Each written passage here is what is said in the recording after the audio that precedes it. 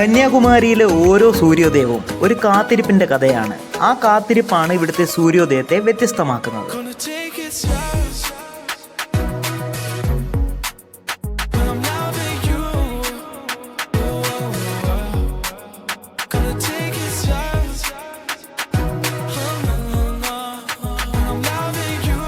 തീവ്ര ശിവഭക്തയായ കന്യാകുമാരി ദേവി തൻ്റെ പ്രാണനാഥനായ സുചീന്ദ്രത്തെ താണുമാലയ സ്വാമിക്ക് വേണ്ടി കാത്തിരുന്ന കഥയാണത്.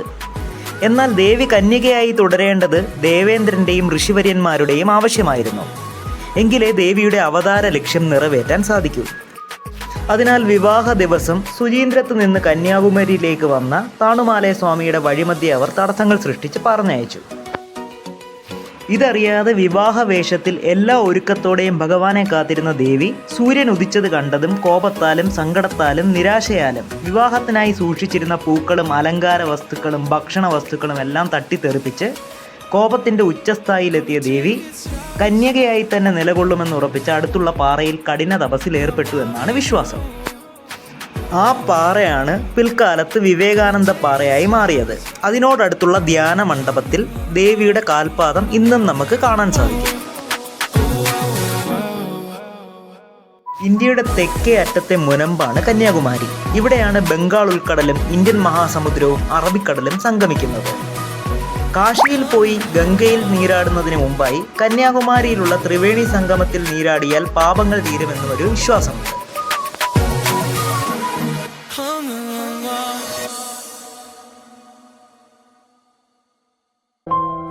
ഇതാണ് അരുൾമികു ഭഗവതി അമ്മൻ കോവിൽ. ബാണാസുര നിഗ്രഹത്തിനായി മഹാദേവന്റെ നിർദ്ദേശപ്രകാരം പാർവതീദേവിയുടെ അംശമായ ശക്തി ഒരു കന്യകയായി കുമരികണ്ഠം എന്ന് പുരാണങ്ങളിൽ അറിയപ്പെടുന്ന കന്യാകുമാരിയിൽ അവതരിച്ചു എന്നാണ് വിശ്വാസം. നിരവധി കാഴ്ചകളുണ്ട് കന്യാകുമാരിയിൽ കണ്ടു തീർക്കാൻ. കാമരാജ് മെമ്മോറിയൽ, മഹാത്മാഗാന്ധി മെമ്മോറിയൽ, സ്വാതന്ത്ര്യ സമര സേനാനിയും the king maker of India എന്നൊക്കെ അറിയപ്പെടുന്ന കാമരാജിന്റെ സ്മരണയ്ക്കായാണ് ഈ മണ്ഡപം നിർമ്മിച്ചിട്ടുള്ളത്. 1925-ലും 1937-ലും ഗാന്ധി കന്യാകുമാരി സന്ദർശിച്ചതിന്റെ സ്മരണയ്ക്കായാണ് ഗാന്ധി മണ്ഡപം നിർമ്മിച്ചിരിക്കുന്നത്. അദ്ദേഹത്തിന്റെ ചിതാഭസ്മം ത്രിവേണി സംഗമത്തിൽ ഒഴുക്കുന്നതിന് മുമ്പ് ഇവിടെ പൊതുദർശനത്തിന് വെച്ചിരുന്നു. ചിതാഭസ്മം വെച്ച ഭാഗത്ത് സൂര്യപ്രകാശം നേരിട്ട് പതിക്കുന്ന രീതിയിലാണ് സ്മൃതി മണ്ഡപം നിർമ്മിച്ചിട്ടുള്ളത്. ഒരു ദിവസം തന്നെ കണ്ടു തീർക്കാൻ വേറെയും നിരവധി കാഴ്ചകളുണ്ട് കന്യാകുമാരിയിൽ. അക്വാ വേൾഡ് അക്വേറിയം, വ്യൂ പോയിന്റ്, കുതിരസവാരി, അങ്ങനെ. ഈ എപ്പിസോഡിൽ നമ്മൾ കാണുന്നത് ഒരു സൂര്യോദയത്തിൽ തുടങ്ങി സൂര്യാസ്തമയത്തിനിടയിലെ കന്യാകുമാരിയിലെ കാഴ്ചകളാണ്.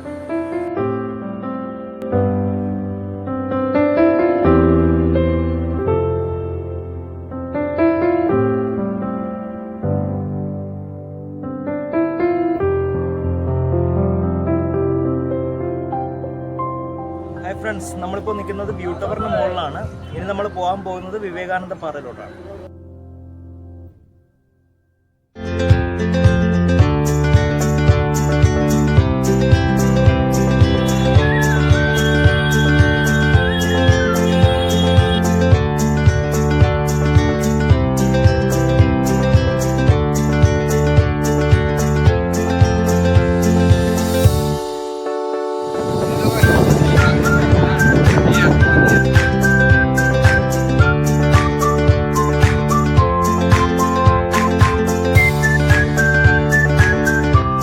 സ്വാമി വിവേകാനന്ദൻ ശ്രീരാമകൃഷ്ണ പരമഹംസരുടെ നിർദ്ദേശപ്രകാരം 1892-ൽ കന്യാകുമാരി ക്ഷേത്രം സന്ദർശിക്കുകയുണ്ടായി.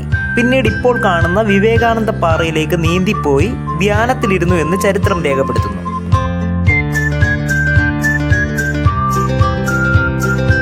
വിവേകാനന്ദൻ ഈ പാറയിൽ ധ്യാനമിരുന്നതിൻ്റെ സ്മരണയ്ക്കായിട്ടാണ് വിവേകാനന്ദ റോക്ക് മെമ്മോറിയൽ നിർമ്മിച്ചിട്ടുള്ളത്.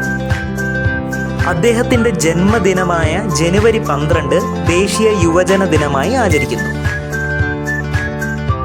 ലോകരാജ്യങ്ങൾ വളരണമെങ്കിൽ അവർ ഇനിയും 1000 കൊല്ലം മുന്നോട്ട് സഞ്ചരിക്കണം. എന്നാൽ ഭാരതം വളരണമെങ്കിൽ നാം 1000 കൊല്ലം പിന്നോട്ട് സഞ്ചരിക്കണം. നമ്മുടെ അറിവിൻ്റെ സ്രോതസ് ഇരിക്കുന്നത് അവിടെയാണ് എന്ന് പറഞ്ഞ വ്യക്തിയാണ് വിവേകാനന്ദൻ.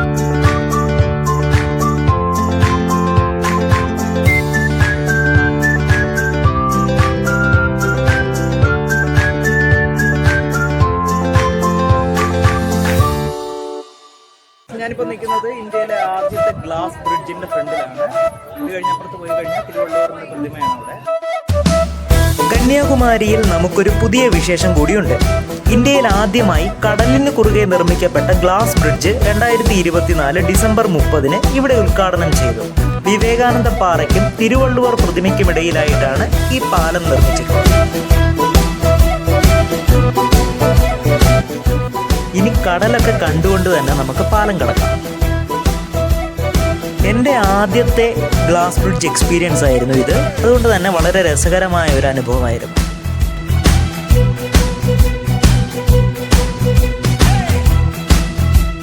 പാലം കടന്ന് അക്കരെ പോയാൽ അവിടെ സ്റ്റാച്യു ഓഫ് വിസ്ഡം എന്നറിയപ്പെടുന്ന തിരുവള്ളുവരിൻ്റെ പ്രതിമയാണ്. തിരുക്കുറൽ എന്ന പ്രസിദ്ധമായ തമിഴ് കൃതി രചിച്ച കവിയാണ് തിരുവള്ളുവർ. അദ്ദേഹത്തിൻ്റെ സ്മരണയ്ക്കായിട്ടാണ് 41 മീറ്റർ ഉയരം വരുന്ന ഈ പ്രതിമ നിർമ്മിച്ചിട്ടുള്ളത്.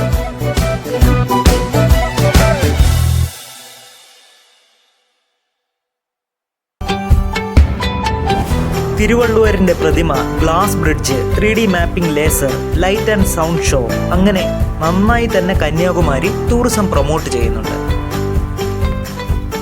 നിരവധി സന്ദർശകരാണ് ഗ്ലാസ് ബ്രിഡ്ജ് കാണാനായി കന്യാകുമാരിയിലേക്ക് വരുന്നത്.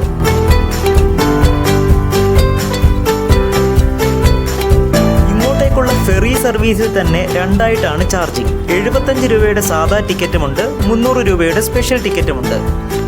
സാധാ ടിക്കറ്റ് എടുത്താൽ 2 മണിക്കൂറോളം ക്യൂ നിൽക്കേണ്ടി വരും. ഇതാണ് വിവേകാനന്ദ പാറയോട് ചേർന്നുള്ള ധ്യാന മണ്ഡപം. ഇതിനുള്ളിലാണ് ദേവിയുടെ കാൽപാദം കാണാൻ സാധിക്കുക.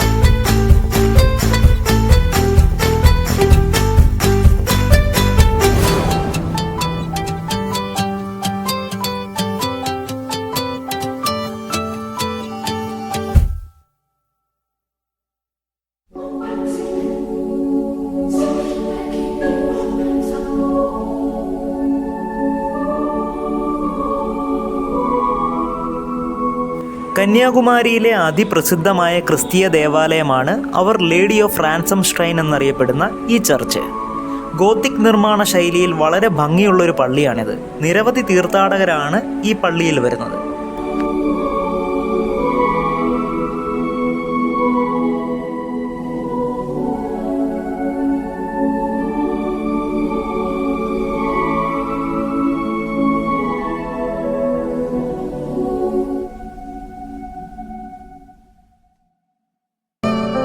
കന്യാകുമാരിയിൽ തന്നെ കണ്ടിരിക്കേണ്ട മറ്റൊരു സ്ഥലമാണ് എക്സിബിഷൻ ഓഫ് സ്വാമി വിവേകാനന്ദ.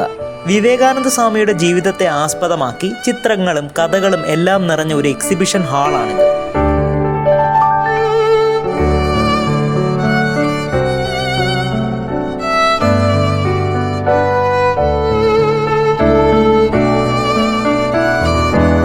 കന്യാകുമാരിയിലെ ഏറ്റവും നല്ല വ്യൂ പോയിന്റ് ഏതാണെന്ന് ചോദിച്ചാൽ ഒറ്റ ഉത്തരമേ ഉള്ളൂ, അത് ലൈറ്റ് ഹൗസ് തന്നെയാണ്. കന്യാകുമാരിയുടെ മുഴുവൻ ദൃശ്യഭംഗിയും ആസ്വദിക്കാൻ ഇതിലും നല്ലൊരു സ്ഥലം വേറെയില്ല. വിവേകാനന്ദ പാറയും പള്ളിയും സൺറൈസ് പോയിന്റും സൺസെറ്റ് പോയിന്റും ഗാന്ധി മെമ്മോറിയലും എല്ലാം കാണാം ഇവിടെ നിന്നാൽ.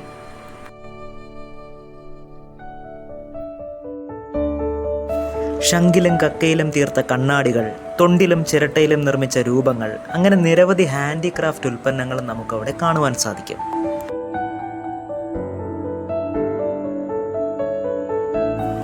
ഒരു വ്യക്തമായ പ്ലാനിങ്ങോടെ വന്നു കഴിഞ്ഞാൽ ഒരു സൂര്യ ഉദയത്തിൽ തുടങ്ങി സൂര്യാസ്തമയത്തിനിടയിൽ ഒരുവിധപ്പെട്ട കന്യാകുമാരിയിലെ എല്ലാ ഭാഗങ്ങളും നമുക്ക് കണ്ടു തീർക്കാൻ സാധിക്കും.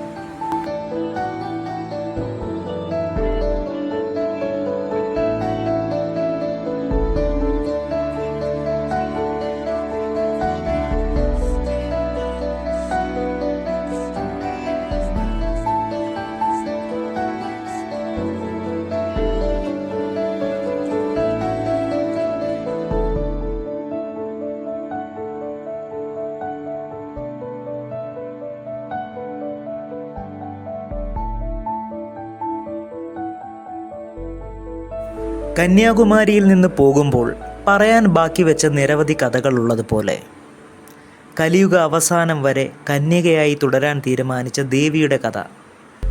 മഹാത്മാഗാന്ധി ഒരിക്കൽ പറഞ്ഞു, ആ ദേവിയെപ്പോലെ പരിശുദ്ധയാണ് കന്യാകുമാരിയും. എന്തിനേറെ നരേന്ദ്രനാഥ് ദത്ത് എന്ന വിവേകാനന്ദ സ്വാമികൾക്ക് എൻലൈറ്റ്മെൻറ്റ് ലഭിച്ചത് ഈ പുണ്യഭൂമിയിൽ വെച്ചാണ്.